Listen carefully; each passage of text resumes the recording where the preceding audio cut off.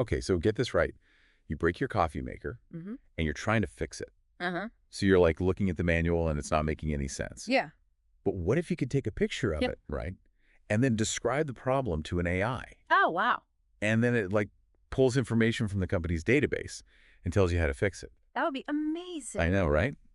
That's exactly the kind of stuff that we're talking about today. That's awesome. The power of multimodal AI. Yeah. So we're not just talking about AI that can read and write. Right. It's AI that can process information Mm-hmm. from images, audio, video, like all kinds of stuff. Yeah, the AI that can understand the world the way we do, right? It's exactly. Like using all of our senses Yeah. and all the different ways that we get information. And that's what we're diving deep into today. Cool. An analysis by Mesut Falat called The New Wave of Multimodal AI. Oh, And he really highlights this shift, right, from just text-based AI to AI that can process all this other stuff. that's a big jump. It is a huge leap. Right. And, you know, it's really exciting because it's, like I said, it mirrors how we experience the world. Right. We don't just live in a world of text. Mm-hmm. You know, we use our senses, we look at pictures, we listen to things. And we combine all of that Yeah. to figure out what's going on. Exactly. And you can imagine how this would be so powerful Yeah. in so many different fields. Totally. Like think about a doctor Yeah. analyzing a medical image. Uh-huh. Right now, they're just kind of looking at it with their own knowledge. Right. But what if they had an AI that could see the image, but also connect it to the patient's records? Oh, wow. You know, their family history, the latest research. That would change everything. Right. Yeah. It would be game-changing. Totally. And it's not just healthcare. Hmm?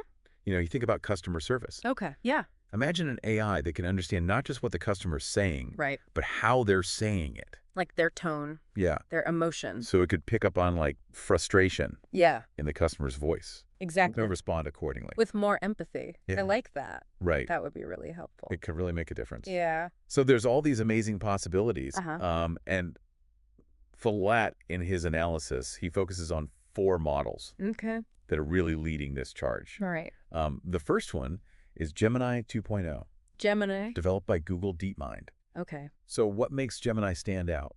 So Gemini is really designed for speed Okay. and something we call agency. Agency. Yeah. What Wow. does that even mean?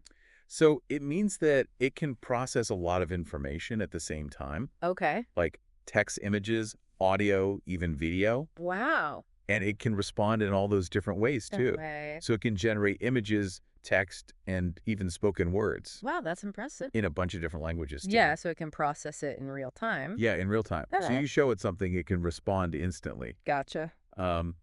But the agency part is really interesting. Okay, so what Yeah. does that actually mean? So it means that it can actually act on what it sees.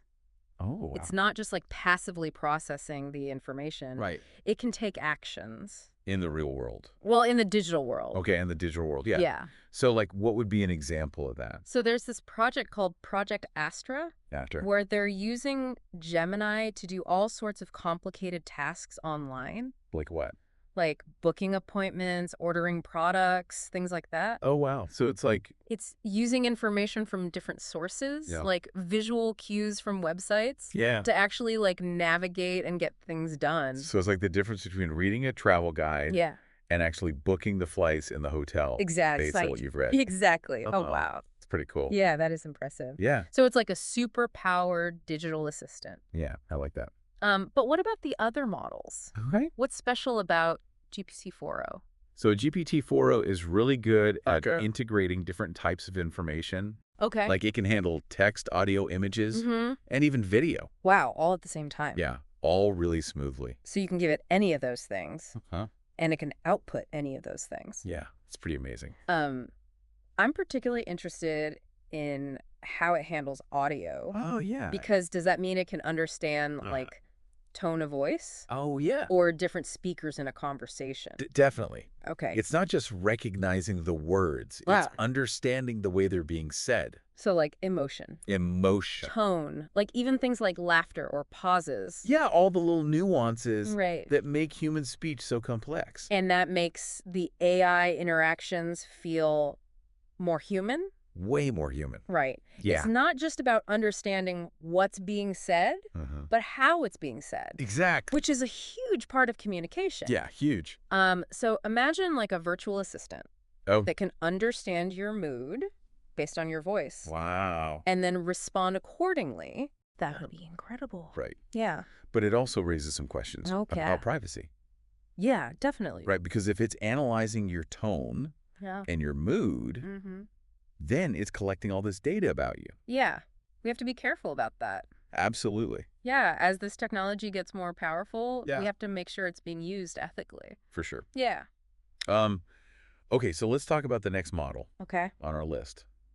Claude 3.5 Sonnet. Claude. What's its specialty? So Claude is all about visuals, like analyzing images, Gotcha. reading documents, Okay. understanding charts. So it's like a research assistant. Yeah, like a super smart research assistant. That can actually make sense of complex visual data. Exactly. Yeah. It can see the connections that we might miss. So imagine a doctor, again, Okay. using Claude to analyze an X-ray. Uh-huh. It's not just looking at the image. Right. It's connecting it to the patient's history, To all the other information. their symptoms, all sorts of other data points. Yeah, to get a complete picture. Right. It's pretty amazing. That's incredible. Yeah. But as we've seen with great power comes great responsibility. That's true. So let's talk about the fourth model Okay. in Follats analysis, Right. the O1 model series from OpenAI. O1. And this one seems to be really designed with responsibility in mind. Okay. I'm interested to hear more about that. Yeah, me too. Yeah. So welcome back to our deep dive into multimodal AI. So we talked about these four models, right? Gemini, GPT-4, Claude, and the O1 series. Right, all pushing the boundaries of what AI can do. But how's this actually going to change our lives? Well, I think we're already starting to see the impact in Yeah. all sorts of fields, from healthcare to education, even Oh. things like business and customer service. Oh, yeah. Customer service, that's a big one. Huge. So imagine you're a customer Okay. and you've got this problem with a product Right. instead of like digging through the manuals. You know, those manuals are useless. I know. Or like waiting on hold forever. Ah, the worst. You could just talk to an AI Oh, really? and show it a picture of the problem. Okay. Describe it, in your own words. And then what? And the AI could pull up all the relevant information. From like the company's database? Exactly. Like Yeah. troubleshooting guides, Yeah. video tutorials. Wow, that would be so much easier Right. than trying to figure it out yourself. And because it can process all these different inputs at the same time. Right, like the picture and your voice. Yeah, it could even analyze your tone of voice Oh, wow. to figure out how frustrated you are. And then like adjust its response Exactly. to be more helpful and empathetic. Yeah.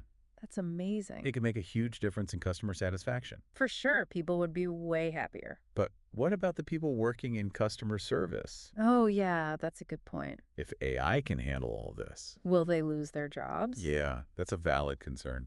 It's something we need to think about carefully Definitely. as this technology becomes more common. Because it is going to automate certain tasks. Yeah, probably. But I think it's also going to create new opportunities. Okay, I can see that. Like instead of answering basic questions all day, Right. customer service agents could focus on more complex issues. The ones that require like human skills, Exactly. But- Things that AI can't do yet. like problem solving and critical thinking. Yeah, and emotional intelligence. Right, being able to connect with people on a human level. So it's not necessarily about replacing humans. Yeah, It's more about augmenting our capabilities. working together with AI to get better results. Exactly. I like that. And I think we're going to see that in a lot of different fields. Like healthcare. Yeah, healthcare is a great example. Imagine a doctor using Claude Uh-huh. to analyze medical images. So instead of just relying on their own knowledge, Right, which is they limited. have this AI assistant That can look at the images, Yeah. find anything unusual, connected to the patient's records. to all the latest research It's like having a second opinion. from the world's smartest doctor. Right, but one that can process all this information instantly. Exists. It could make diagnoses so much more accurate and free up doctors' time. to actually focus on patient care. Right, building relationships. Yeah, which is so important. Absolutely. But we need to make sure these AI systems are trustworthy. Yeah, especially in And healthcare. the stakes are so high We need to know they're making recommendations. that are safe and ethical. And that's where models like O1, Uh-huh. with its focus on safety, Yeah. could be really valuable. So it's not just about building powerful AI It's about integrating it responsibly, into existing systems. making sure it's beneficial for everyone. And that brings us to education. Oh, education. I'm excited about this. Me too. Imagine classrooms with AI tutors. That can adapt to each student's learning style. Yeah, give personalized feedback. So no more one-size-fits-all approach. Exactly. Every student gets the support they need. Yeah, like imagine a student struggling with math. They could show the AI their work. Explain their thought process. And the AI could figure out exactly where they're going wrong. And then guide them towards the solution. Exactly. That's amazing. It could revolutionize the way we learn. And for teachers, Yeah. it could help them analyze student performance. Identify areas where the curriculum needs improvement. Yeah, it's like having a superpowered teaching assistant. Right. Always there to help. But let's shift gears for a second Okay. and talk about the creative industries. Oh, yeah, like music and art. Exactly. So how is AI changing things there? Well, we're seeing AI systems that can create, Wait, really? yeah, incredibly realistic and creative content. Like what kind of stuff? Music, poetry, images, even videos. Wow. I've seen some of the AI-generated art online. Yeah, it's mind-blowing It is. It makes you wonder. about the future of art. Yeah. Will AI replace human artists? That's the big question. I don't think so. Me neither. I think it's more likely that, It'll be a tool yeah, powerful tool. That empowers artists to do even more. to push the boundaries of creativity. Imagine a musician using AI to compose a song. Okay. They could hum a melody, Describe the mood they want to create. and the AI could generate different arrangements, Suggest harmonies, rhythms. even instrumentation. Wow, it would be like having a creative partner Right, that can understand your vision. and help you bring it to life. That's incredible. And it's not just music, you know. Right. Writers could use AI to overcome writer's block. Oh, that would be amazing. I know. So many possibilities. Filmmakers could use AI to create stunning visual effects, Edit their films. compose soundtracks, Wow, it's like having a whole team of collaborators. all powered by AI. That's amazing. But what about authorship? Oh yeah, if AI is creating the content, Who gets the credit?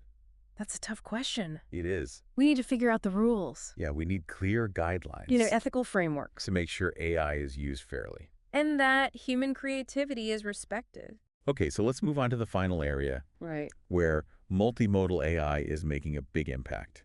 Which is, Research and analysis oh yeah, in fields like astronomy, physics, finance. right. Where they have tons of data Huge data sets. that are too complex for humans to analyze. And AI can help them make sense of it all. Exactly. So instead of spending years poring over data, yeah, they could have AI assistants that can do it in seconds. and highlight the most important findings. So they can focus on the big picture Imagine an astrophysicist using AI to analyze data from telescopes. from all over the world, Wow. combining images, sensor readings, Theoretical models looking for signs of new planets. or distant galaxies. It's like a cosmic detective. Yeah, uncovering the secrets of the universe. And in cybersecurity, Oh, yeah, that's a big one. AI can help detect and prevent attacks. By analyzing network traffic, System logs even social media, to find potential vulnerabilities. before they can be exploited. It's like having a digital guardian angel. Protecting our online world. And in finance, Okay.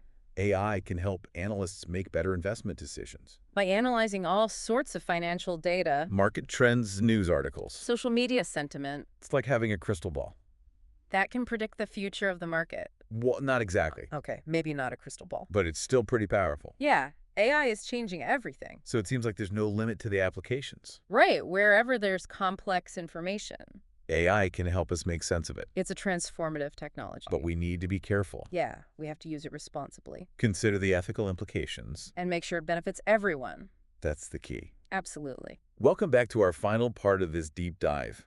We've covered so much ground talking about all the cool stuff that multimodal AI can do. It really feels like we're on the cusp of a new era. I know, right? It's mind-blowing. Oh. But the big question now is, Yeah, how do we actually make it happen? exactly, how do we take all this potential and turn it into reality, How do we get it out of the labs and into the real world? right? And not just in any way. Yeah, we have to do it responsibly. It has to be safe, effective, beneficial for everyone. We don't want to create more problems than we solve. Exactly. Yeah. How do we do it? Well, luckily, Mesopsalat, he gives us a roadmap in his analysis. Okay, so what's step one, It all starts with the data.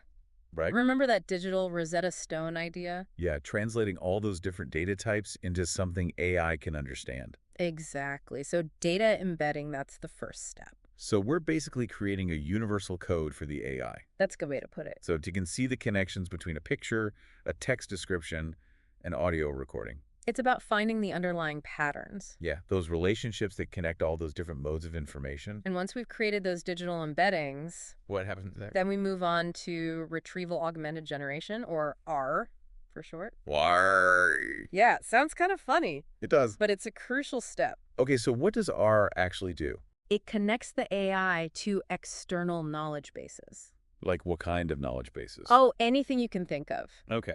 Text documents, research papers, code repositories, even images and audio recordings. So it's like giving the AI access to a giant library. Exactly, a library of all human knowledge, And why is that important? so that the AI can ground its responses in facts. Right. We don't want it making things up, Exactly, no more hallucinations. especially if we're relying on these systems to make important decisions. I need to be able to trust them So RAG helps to build that trust. by making sure the AI's responses are accurate and reliable. It's like having a team of fact checkers working behind the scenes. Yeah, always double checking the AI's work. I like that a lot.